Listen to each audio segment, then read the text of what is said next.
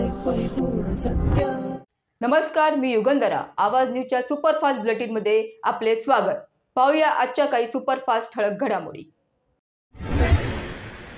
उच्च न्यायालयाने आर्थिक दुर्बल घटकांचे आरक्षण केले मान्य। मराठा समाजासह अन्य विविध भरती प्रक्रियांमध्ये रखडलेल्या शेकडो उमेदवारांचा भरतीचा मार्ग झाला मोकळा।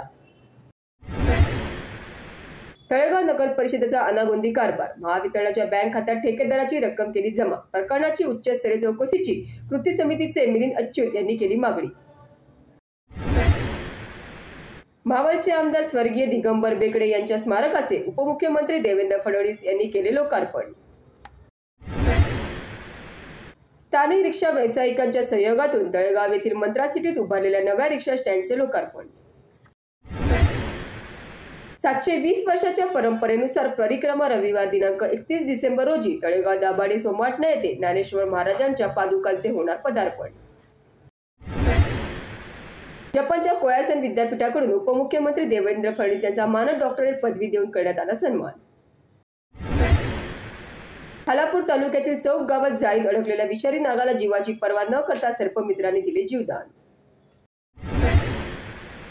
पुणे सिम्बायोसिस कॉलेजजवळ 10 सिलेंडरचा स्फोट, अग्निशामक दल घटनास्थळी दाखल। या आणि अशाच बातम्या सविस्तरपणे वाचण्यासाठी आजच आमच्या आवाजन्यूज.live वेब पोर्टलला अवश्य भेट द्या।